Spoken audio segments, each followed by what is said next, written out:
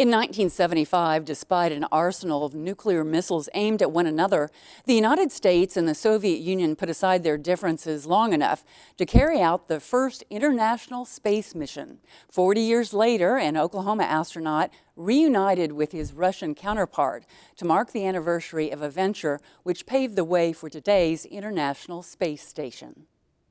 Here. Glad to see you. The historic handshake in space between Weatherford native Thomas Stafford and Aleksei Leonov of the Soviet Union was the highlight of a 9-day Apollo-Soyuz Test Project that provided the model for international cooperation in space. Stafford had previously served as the commander for the Apollo-10 mission, while Leonov made history as the world's first spacewalker. The Apollo-Soyuz mission came just as the Cold War was beginning to thaw. And it proved to the world that two countries with different languages, different units of measurements, and vastly different political systems could work together to achieve a common goal that could help things here on the Earth. The mission also marked the beginning of a friendship between Stafford and Leonov that continues to this day. I'm so happy that throughout all this time we were able to lead the world with this very important event. And now, due to technology, we are able to meet again and again, almost every year, and have this fabulous rendezvous again on Earth. 3, 2, engine sequence start. 1, 0, launch commit. We have a liftoff.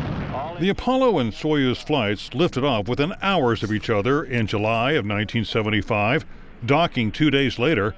When the crews met in space, they spoke in each other's languages. I knew that when I opened the hatch, Ya Okravaya Luke, I had to speak Russian as well as he spoke English. And with my Oklahoma accent, it was a real bear learning the Russian language.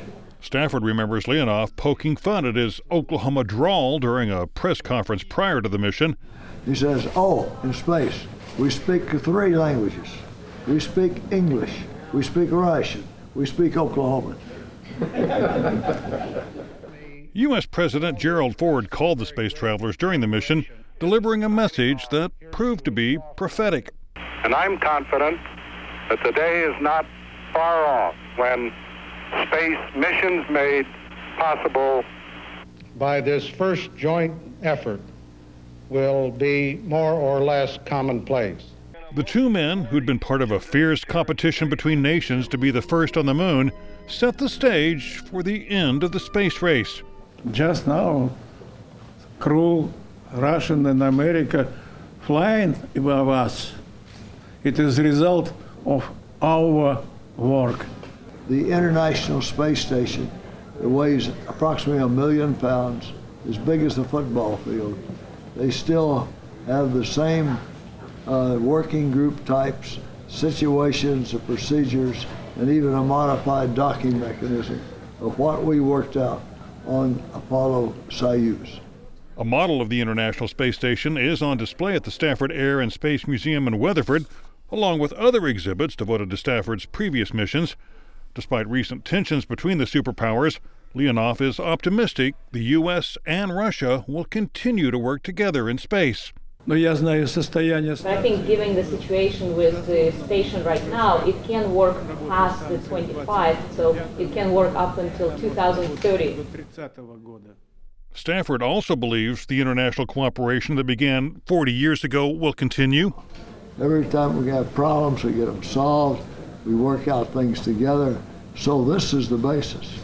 And I'm sure that someday we will go back to the moon and eventually to Mars. And when we do this, there's no doubt it will be an international cooperation.